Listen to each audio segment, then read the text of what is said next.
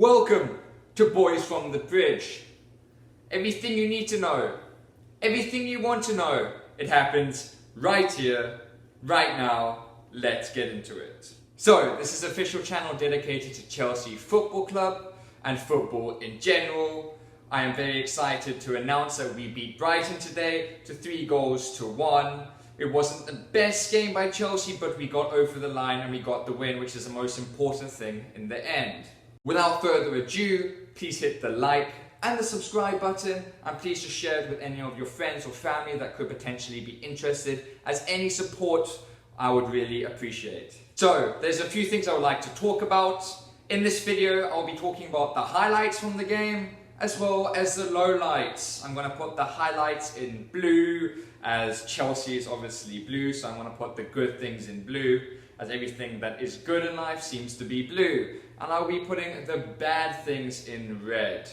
I recorded myself during the course of the game. I managed to edit just the good bits. I will be showing them at the end of the video, so stay tuned to see that. It's only a minute and a half and it shows all my reactions to all the things that happened during the game. The first highlight I'd like to talk about is Werner and Havertz's link-up play. Now, we only saw this a few times in the game. I personally think Werner was one of our outstanding players in the game. He had an extremely good game. He was versatile. You saw his pace a lot in the game and his hunger for goals. He also reads the game extremely well. He knows where he needs to be to get the ball and to be in dangerous areas. And I think he will cause Liverpool on Sunday a lot of difficulties. So in this case, I am putting Werner as our highlight in blue. Now, Werner, like I said, played very well, and I think he's going to be a great addition to Chelsea. He is very different from the other strikers that we have, such as Giroud and Tammy. Now, Giroud is a very good striker. We all know this. He won the World Cup with France. He is very good at holding the ball and keeping the ball and being the target man, whilst Tammy offers something different. He is that dangerous figure, as he is very tall in the box. He also has a very good eye at goal, but he doesn't have the same pace, nor does Giroud, as Werner. Now, Werner, I think, is the perfect addition to Chelsea's team, and I think he is going to be perfect in the next few games leading forward. Havertz, he didn't have the best of debuts, in my opinion, although, you know, this is a new country for him, it's a whole new league, and Premier League is definitely the best league. So it is going to take him time to adjust. He did have one moment where he played through Werner, which I thought was very well done, but apart from that, it wasn't his best game. I hope against Liverpool we're going to see more of his creativity. The one thing I did see about Havertz is his ability to get in dangerous positions like Werner, and he always knows where to be at the right time, it seems like. So he is still a very young player, so he has huge ability and a huge future at Chelsea.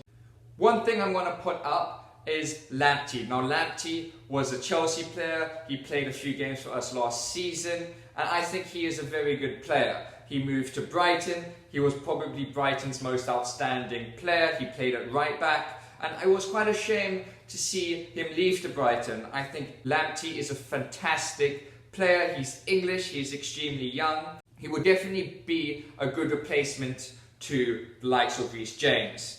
Now, one of the reasons I think Lamptey left is because he didn't feel like he was going to get much game time at Chelsea, which is probably true. So in terms of his personal career, it was probably a good decision. Although he has a lot of pace, he gave Alonso a lot of trouble in that game. And I'm going to be putting Alonso in red, as I don't think he played particularly well. His defensive issues were definitely highlighted by Lamptey's pace. I think Alonso had a bit of a role to play in the lead up to Brighton's goal. A player that I'm also going to say in the red is Kepa.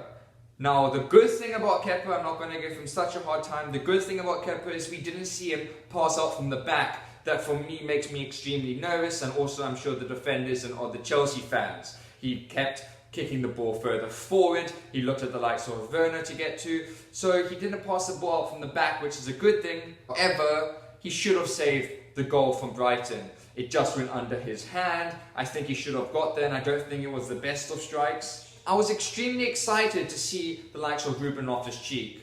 He is definitely one of my favourite players at Chelsea. He's a huge talent. He's English. I've spoken about him a lot. He didn't have the best of games. Now, he is 24 years old. We all know this. He hasn't played many games since he's come back from injury, and I still think he's adapting. And when we do see the best of Ruben, he will be a very dangerous player in the midfield for Chelsea. But he definitely didn't have the greatest of games. When he was substituted for Ross Barkley in around the 60th minute, Ross Barkley definitely added something positive to the Chelsea midfield, and I think we looked a lot more dangerous with the likes of Ross Barkley in midfield. So in this case, it saddens me, but I'm going to have to put Ruben Loftus-Cheek in the red.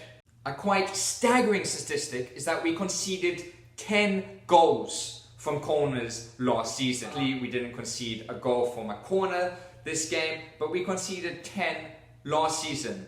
That was the second worst in the Premier League, other than Norwich that got 12. Now, we are never going to win the Premier League if we can concede 10 goals from a corner. I think we really need to work on our set pieces in terms of the defending, and it really makes me nervous every time an opposition has a corner or a free kick or a set piece.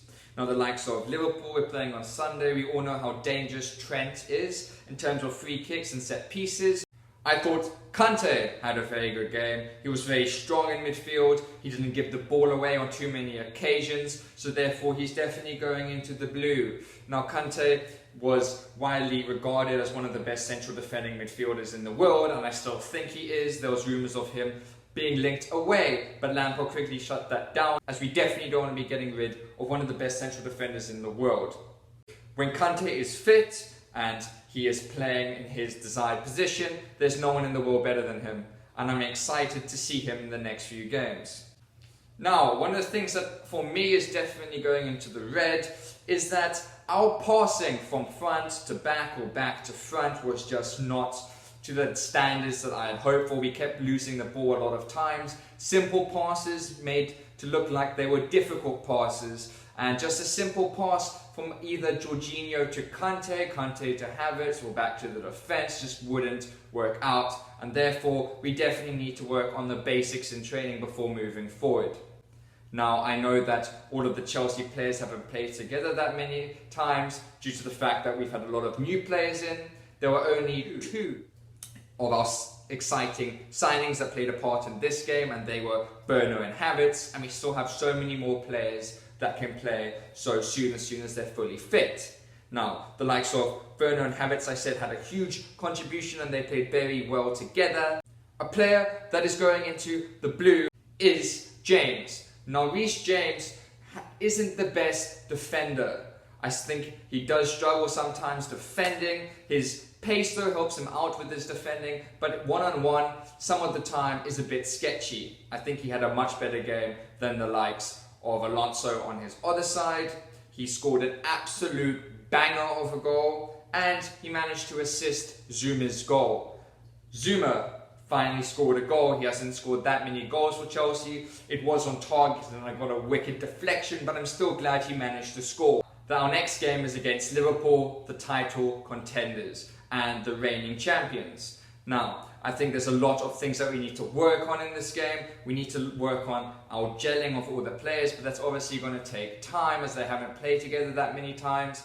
And I will be releasing a preview to the game and also a review of how we played against them. I will also be posting a midweek video on any rumours and any transfers that we have likely signed. Overall, I am delighted that we have won this game. We got the 3 points. We were 1 goal away from going top of the league over Arsenal, but at the end of the day, it's all right. I'm glad that we still managed to get the win, and 3 points is all we need in the end. I can't wait for our next video and now for our next game. I am so excited and delighted the Premier League's back. But until our next video, see you then. We need to win this. We need to win this. Give him a card, ref! Give him a card, we're on the break! Oh, ref, no way! Ref! Ref! And for Brighton, it's certainly a penalty. Yes! Red card, ref! Red card! Red card! Has to be him. Red card. Red card, ref. What? Come on, Jorginho. Taker is Jorginho. Come on, Jorginho. Jorginho, who rarely misses. Yes! Yes! Yes! Yes! Keep it moving and put it to the other side.